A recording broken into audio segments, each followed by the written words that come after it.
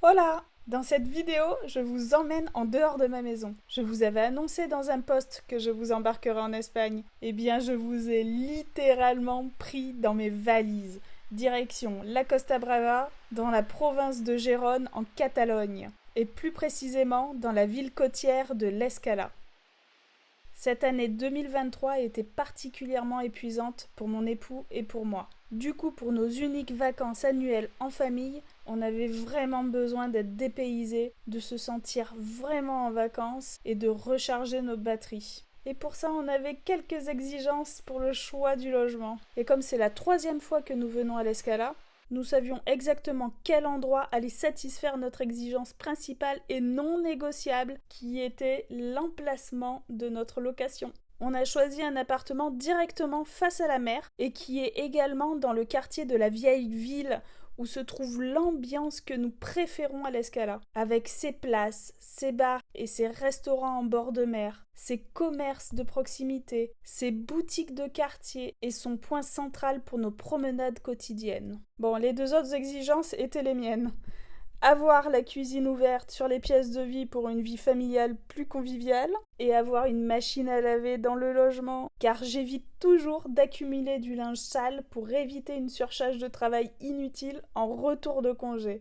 Alors qu'il faut déjà reprendre le quotidien à la maison et reprendre notre activité professionnelle. C'est niet. Nos journées se sont succédées de façon assez identique, avec beaucoup de repos, de longues balades, d'excellentes tapas et des parties de jeux de cartes, de dés ou de société ou même de la lecture. Et oui, c'est super important pour moi de prendre des jeux faciles à glisser dans mon sac et à dégainer en cas d'ennui de mon petit dernier pendant une sortie. Ou tout simplement pour un moment qualitatif d'amusement familial pendant nos pauses à l'appartement. Et regardez à l'écran ce qu'on voit le matin quand on se lève. Là, on a eu la chance de voir un chalutier qui rentre de mer et qui nous fait l'honneur d'un spectacle incroyable en rejetant les poissons non désirés ou endommagés à l'eau, ce qui attire tous les oiseaux à la ronde. C'est magnifique.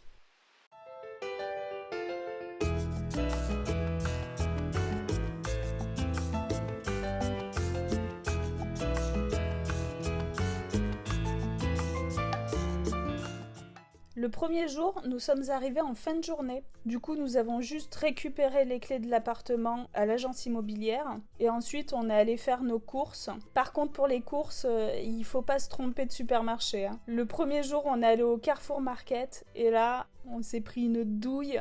Les prix sont vraiment beaucoup plus élevés qu'au Mercadona. Là, vous voyez à l'écran un petit réapprovisionnement de milieu de semaine au Mercadona.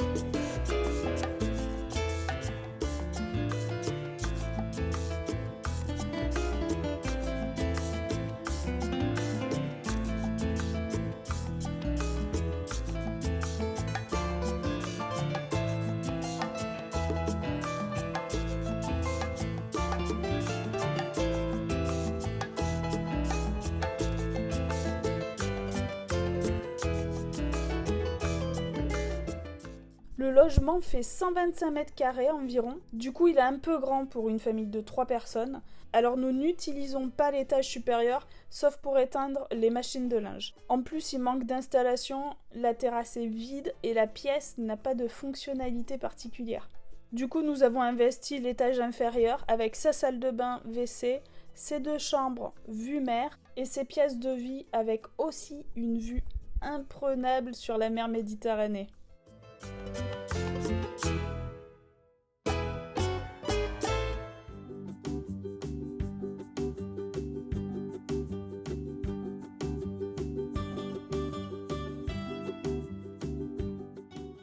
Le deuxième jour, nous avons pris tranquillement nos marques en nous baladant tout autour de l'appartement sur la pointe de l'Escala. Là, il y a une superbe vue à 360 degrés quand on est sur la place du monument à la Gente del Mar.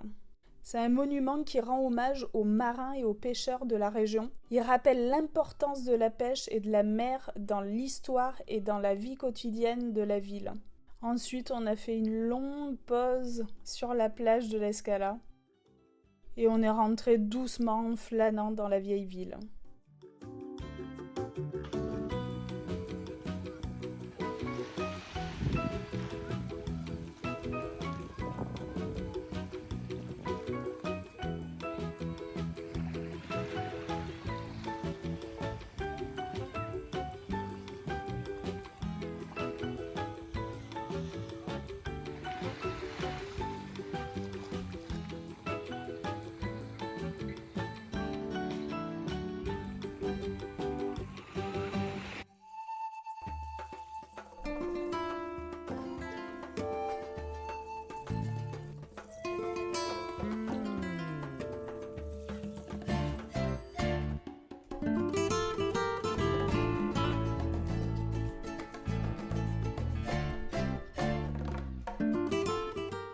Le troisième jour, nous avons élargi notre périmètre de balade, toujours en longeant la côte. Les paysages sont tellement magnifiques.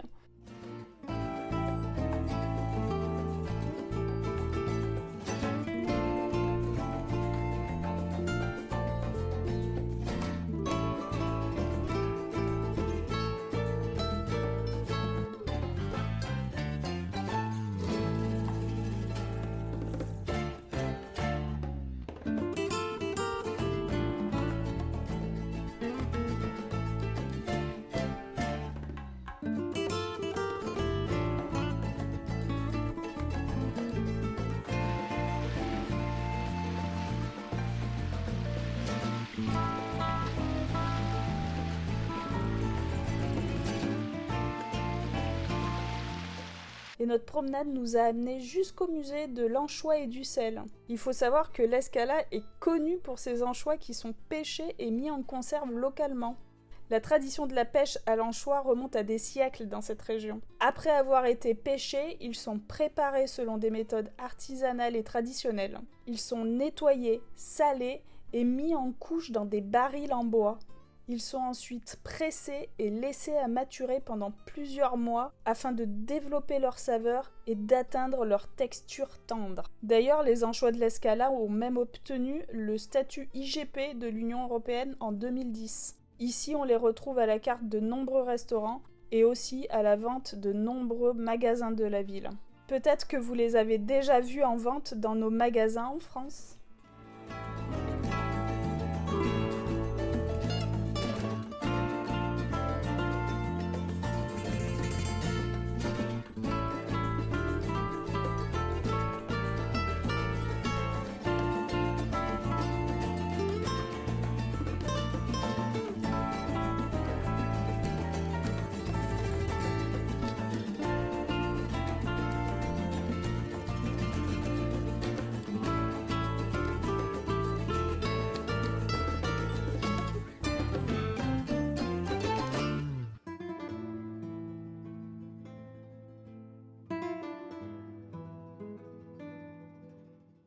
Le quatrième jour, notre balade quotidienne nous a amenés au nord de la ville, jusqu'au petit village pittoresque de Sant Martí d'Empúries. C'est un village qui fait partie du patrimoine historique de l'Espagne, avec ses ruelles étroites et pavées, ses maisons en pierre et sa belle plage de sable fin. Le village a été construit par les Grecs au IXe siècle avant Jésus-Christ et il était un important port commercial et culturel reliant la Grèce et l'Espagne. Puis, la ville est devenue une colonie romaine. Et c'est qu'au XXe siècle que les ruines d'Empúries ont été redécouvertes et des travaux de restauration ont été entrepris pour préserver le site archéologique. Aujourd'hui, les ruines d'Empúries sont ouvertes au public.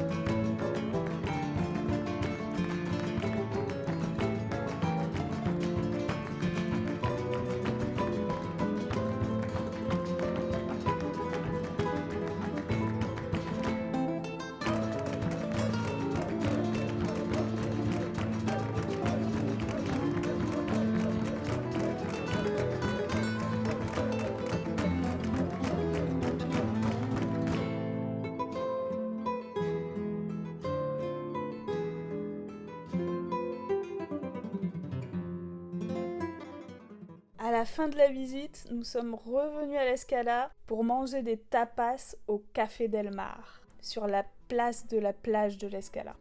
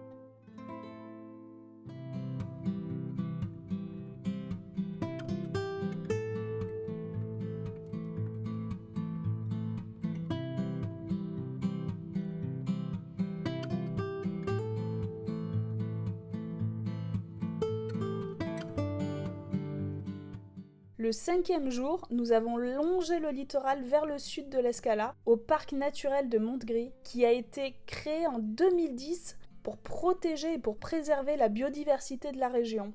Il couvre une superficie de 8000 hectares. Alors là, les paysages y sont spectaculaires, avec ses falaises abruptes, ses criques isolées et ses vues panoramiques sur la mer. Il y a aussi un archipel d'îles et d'îlots qui est considéré comme l'une des réserves marines les plus importantes de la Méditerranée occidentale.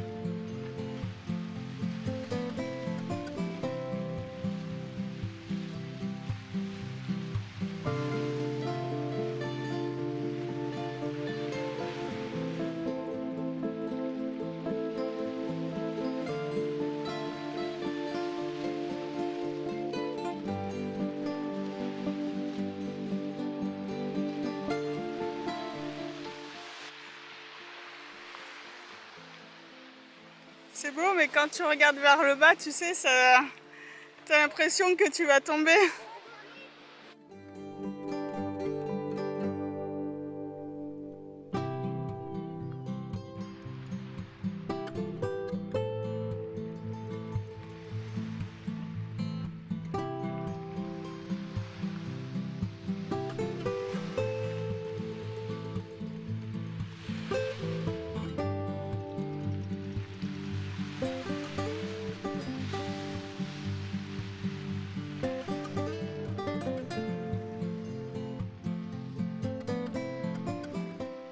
Nous avons emprunté le plus long sentier de randonnée qui longe le parc naturel de Montgrí jusqu'à la montagne de Montgó, qui est l'un des principaux massifs montagneux de la région de Valence. Il est lui aussi classé parc naturel et protégé pour son intérêt écologique, tout comme le parc naturel de Montgrí.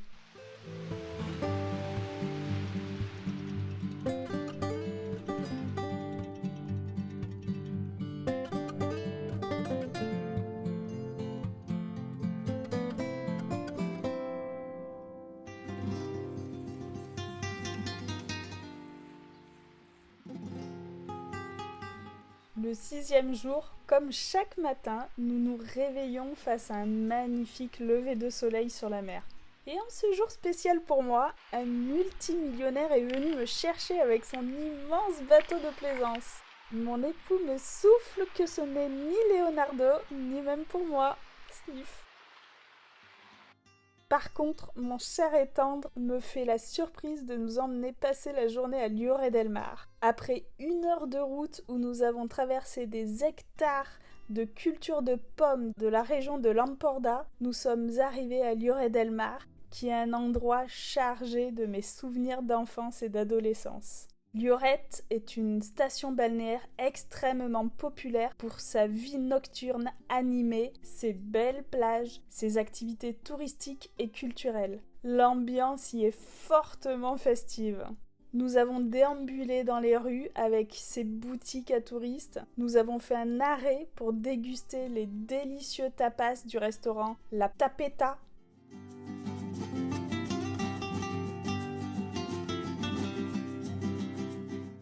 Regardez-moi la taille de ces tortillas, elles sont gargantuesques.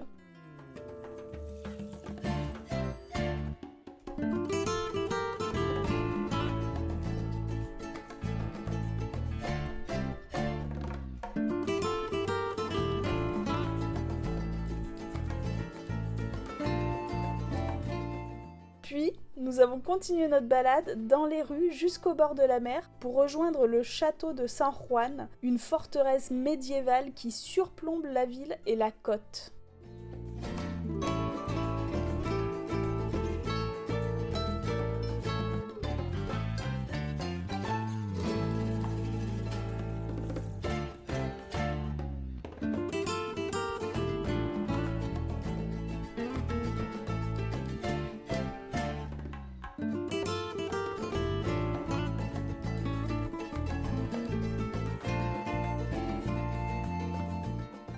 Et puis il n'y a pas que les tapas dans la gastronomie espagnole, il y a la paella.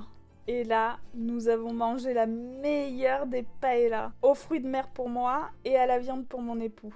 Elles étaient juteuses à souhait et je ne parle même pas de leur saveur. Une pure tuerie.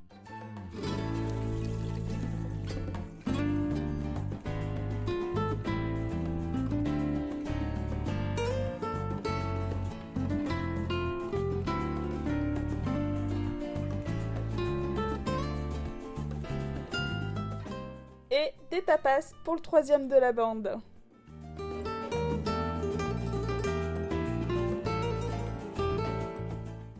Évidemment, comme tout bon parent, nous avons fait un détour forcé vers la salle d'arcade. Enfin, forcé, on a joué aussi.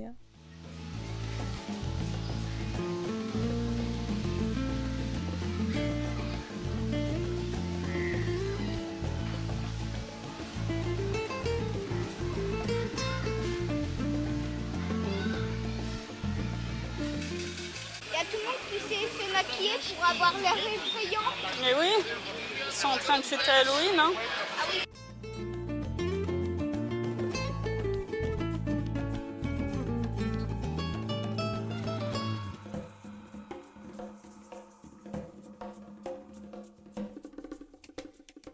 Puis nous avons continué notre périple jusqu'au marché éphémère spécial Halloween, installé sur la place de l'hôtel de ville, où nous avons goûté aux emblématiques churros espagnols et rencontré des saltimbanques quelque peu effrayants et amusants.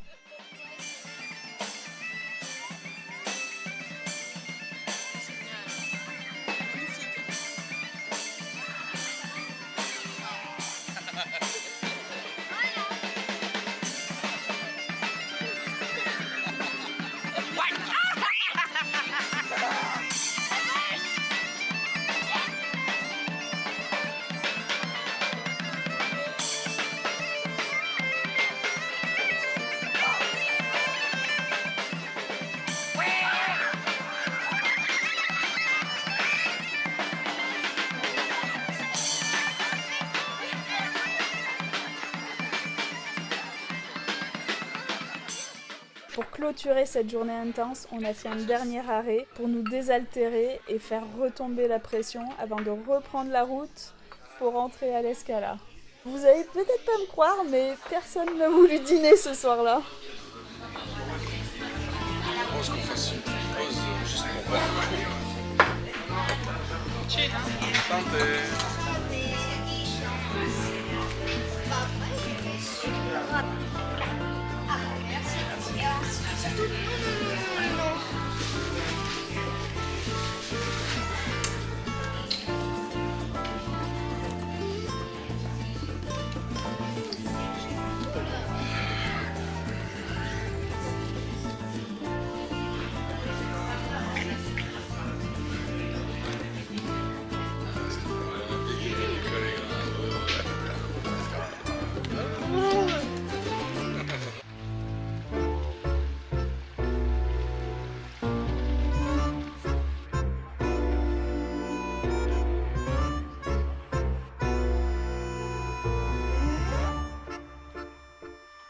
Le 7e jour, avec la veille qu'on avait passée, là pour le coup, on a été très détente.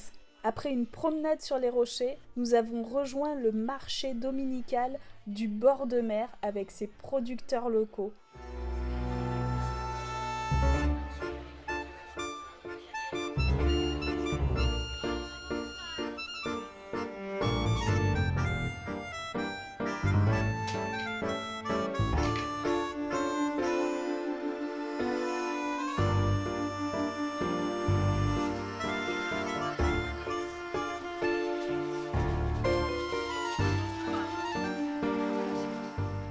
Et là, nous avons enfin trouvé du pain digne de ce nom en Espagne, avec lequel d'ailleurs je ferai des tapas que vous découvrirez au travers de la recette en fin de vlog. Alors tenez bon, on y est presque.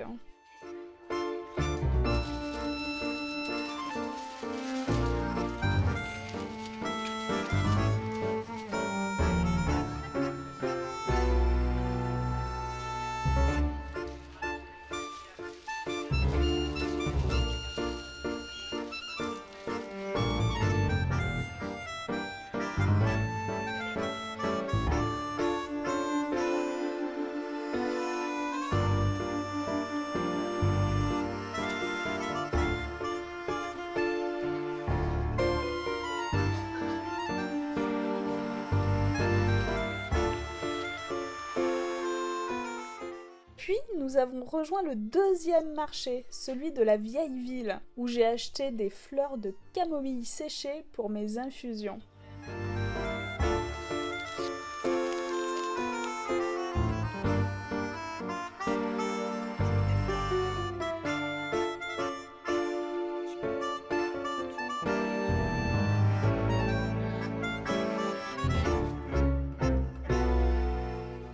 Et maintenant que vous connaissez un peu notre routine espagnole, vous savez déjà ce qui va arriver. Oh, des tapas!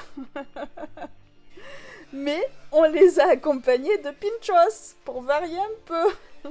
Vous connaissez la différence? Les tapas sont originaires de l'Espagne. Ils sont généralement partagés entre les convives, puisqu'il y a plusieurs portions d'une même spécialité. Tandis que ses cousins les pinchos sont originaires du Pays Basque. Les bouchées sont individuelles, servies sur des tranches de pain et maintenues ensemble par un cure-dent. Et surtout, les pinchos sont plus élaborés dans leur conception.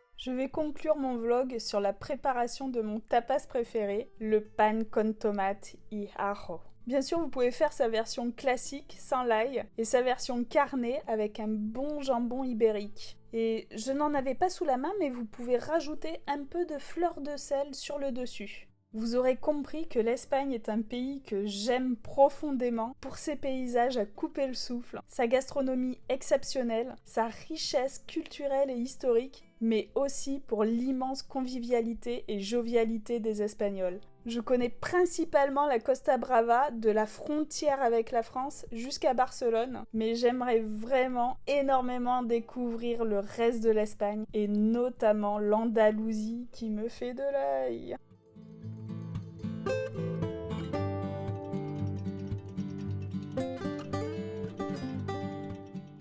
Dites-moi en commentaire ce que vous avez préféré dans mon carnet de voyage.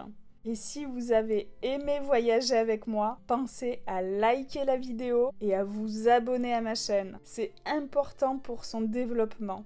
En attendant, je vous dis hasta luego!